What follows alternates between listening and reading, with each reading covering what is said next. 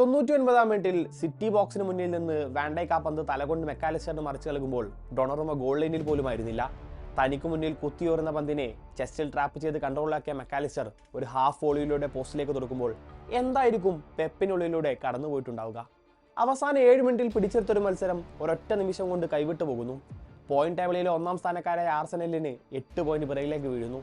Premier league അവസാന ലാപ്പിലേക്ക് അടുക്കുമ്പോൾ title റേസിൽ നിന്നും പാതി പുറത്താകുന്നു.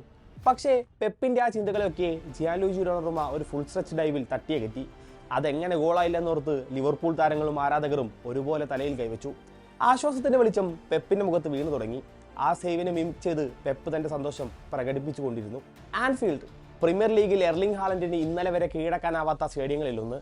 19 എവേ സ്റ്റേഡിയത്തിലും ഗോൾ നേടിയെന്ന നേട്ടത്തിലേക്ക് കഴിഞ്ഞ 3 തവണ ശ്രമിച്ചിട്ടും ഹാലൻഡ് വീണുപോയത് ആൻഫീൽഡിൽ മാത്രമാണ്. അതുകൊണ്ട് തന്നെ അവിടെ ഒരു ഗോൾ നേടുക എന്നത് അയാൾക്കൊരു യുദ്ധം ജയിക്കുന്ന പോലെയായിരുന്നു. ആൻഫീൽഡിന്റെ മുറ്റത്ത് സിറ്റിയും ലിവർപൂളും സീസണിലെ നിർണായക കളിക്കിറങ്ങുമ്പോൾ അങ്ങ് നോർത്ത് ലണ്ടനിലും ഒരു കൂട്ടർ മത്സരഫലത്തിന് കാതോർത്തിരുന്നു. ടൈറ്റിൽ റേസിൽ നിലനിൽക്കാൻ സിറ്റിക്ക് ജയം അനിവാര്യമായപ്പോൾ ലിവർപൂളിന് ടോപ്പ് 4-നായി പോരാടാൻ പോയിന്റ് അത്യാവശ്യമായിരുന്നു.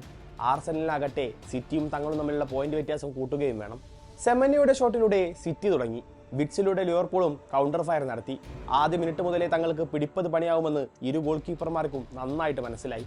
മർമോഷും ഹാലൻഡും ബെർണാഡോ സിൽവയും എല്ലാം അലീസനെ നിരന്തരം പരീക്ഷിച്ചു. എക്വിറ്റിയെ കേന്ദ്രീകരിച്ച് ലിവർപൂൾ നടത്തിയ മുന്നേറ്റങ്ങളിൽ പലതും ഡൊണറുമയുടെ കൈകൾ കടന്നു പോയതേയില്ല. ഗോൾ രഹിതമായി ആദ്യ പകുതി അവസാനിക്കുമ്പോൾ പക്ഷേ വരാനിരിക്കുന്ന blockbuster second half Anfield പ്രതീക്ഷിച്ചതേയില്ല. 72-ാം മിനിറ്റ് സിറ്റി ബോക്സിന്റെ ഇടതുവിങ്ങിൽ നിന്നും സലാഹ് തന്റെ ഇടങ്കാല് കൊണ്ട് ബോക്സിന്റെ ഒത്ത നടുവിലേക്ക് ഒരു ബോൾ ഉയർത്തി കൊടുക്കുന്നു. ഡിഫൻഡർമാരുടെ കണ്ണു വെട്ടിച്ച് ബോക്സിനുള്ളിൽ റൺ നടത്തുന്ന മെക്കാലിസ്റ്റർ ആയിരുന്നു സലായുടെ ലക്ഷ്യം. പക്ഷേ ആ നീക്കം ജഡ്ജ് ചെയ്ത് മുന്നിലേക്ക് കയറിയ ഡൊണറുമ പന്ത് പഞ്ച് ചെയ്ത് പുറത്തേക്ക് ഇട്ടു.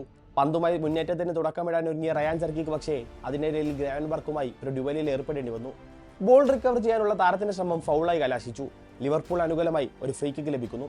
കിക്ക് എടുക്കാൻ ആര് വരുമെന്നത് ലിവർപൂൾ ഒരു ചോദ്യമേ അല്ല. ഹംഗറിക്കാരൻ മിസൈൽ മാൻ സോബോസ്ലായ് ഉള്ളപ്പോൾ മറ്റൊരു ഓപ്ഷൻ അവിടെ സാധ്യത പോലുമില്ല.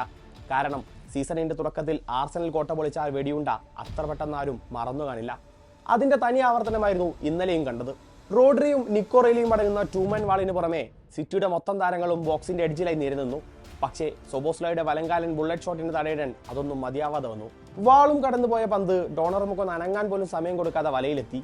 ആ ഷോട്ടിന്റെ മനോഹാരിത ആവോളം കണ്ട് ആസ്വദിച്ച വാൻഡൈക്ക് വണ്ടറടിച്ച് തലയിൽ കൈവച്ചു. ടൈറ്റിൽ റേസിൽ നിലനിൽക്കുക എന്ന തങ്ങളുടെ മോഹങ്ങളെ തച്ചുടച്ച ആ ഫ്രീ കിക്ക് സിറ്റി ഗോൾ വലക്കൊപ്പം പെപ്പിന്റെ ഹൃദയത്തെ കൂടി പിടിച്ചുലച്ചു. ലീഡ് നിലനിർത്താൻ ലിവർപൂളും ഗോൾ തിരിച്ചടിക്കാൻ സിറ്റിയും കിണഞ്ഞു പരിശ്രമിച്ചതോടെ അവസാന 15 മിനിറ്റിൽ ആൻഫീൽഡ് സാക്ഷ്യം വഹിച്ചത് പീക്ക് ഫുട്ബോളിനാണ്. 84-ാം മിനിറ്റിൽ വലതുവിങ്ങിലൂടെ സിറ്റി ഒരു മുന്നേറ്റം നടത്തി. ബോക്സിന് തൊട്ടുവഴിയിൽ നിന്ന് റോഡ്രി ചെർക്കിയിലേക്ക് പന്ത് നീട്ടി നൽകുന്നു. ഏതുവിധേനയും ആ മുന്നേറ്റത്തിന് മുന്നോടിക്കാൻ ചെർക്കിക്ക് മുന്നിൽ ഇപ്പോൾ 4 ലിവർപൂൾ താരങ്ങളെത്തി. താരത്തിന്റെ ക്രോസ് മെക്കാലിസ്റ്ററുടെ ദേഹത്ത് തട്ടിയെങ്കിലും പന്തിലേക്ക് ഓടിയെത്തിയ ഹാലൻഡ് തലകൊണ്ട് അത് മുന്നിലേക്ക് മറിച്ചു നൽകുന്നു. ബോളിന്റെ മൂവ്മെന്റ് മനസ്സിലാക്കി വാൻഡൈക്കിന്റെ പിറകിലൂടെ ഓടിയ ബെർണാഡോ സിൽവ പന്തിന് കാൽവെച്ച് സിറ്റിയെ ഒപ്പം എത്തിച്ചു. സിറ്റിക്ക് പക്ഷേ സമനില പോരായിരുന്നു. കിരീടത്തിനുള്ള ലാസ്റ്റ് ലാപ്പ് സ്പ്രിന്റിൽ അവർക്ക് ആ 2 പോയിന്റ് നഷ്ടപ്പെടുത്താനാവില്ല. ഇഞ്ചുറി സമയത്ത് പെനാൽറ്റി രൂപത്തിൽ വിജയ ഗോൾ വന്നു. ബോക്സിലേക്ക് വന്ന ക്രോസിനെ കണക്ട് ചെയ്യാൻ ഓടിക്കേറിയ മത്തിയാസ് ന്യൂനസിനെ അലിസൺ വീഴ്ത്തുന്നു.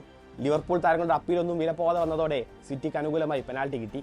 കിക്കെടുക്കാൻ എത്തിയത് എർലിംഗ് ഹാലൻഡും. തനിക്ക് മുന്നിൽ ഇളകാത്ത ആൻഫീൽഡിലെ നൈലോൺ വലകളെ ഭേദിക്കാനുള്ള അവസരമാണിതെന്ന് താരമുറപ്പിച്ചു.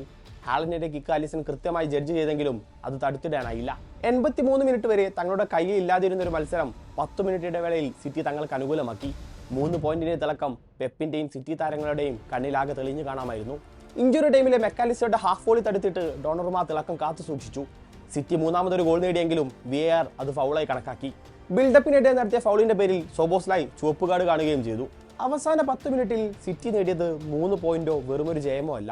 കിരീട പോരാട്ടത്തിൽ ആർസനലിനെ പിന്നെ നിലയുറപ്പിക്കാനുള്ള അവസാന കച്ചിത്തുരുമ്പാണ്. 13 മത്സരങ്ങൾ ബാക്കിയിരിക്കെ ഇരുവരും തമ്മിൽ 6 പോയിന്റ് വ്യത്യാസമേ ഉള്ളൂ. ഏപ്രിൽ 18-ന് എത്തിഹാദിൽ വെച്ച് ഇരുവർക്കും തമ്മിൽ ഏറ്റുമുട്ടാനുമുണ്ട്. ഗണ്ണേഴ്സിന്റെ 2 പതിറ്റാണ്ടിന്റെ കാത്തിരിപ്പ് ആർട്ടേറ്റ ഇക്കുറി തീർക്കുമോ? അതോ ഒരു അൾട്ടിമേറ്റ് കംബാക്കിലൂടെ പെപ്പ് വീണ്ടും ഒരിക്കൽ കൂടി ഇംഗ്ലണ്ടിന്റെ രാജാവാകുമോ? കാത്തിരിക്കാം.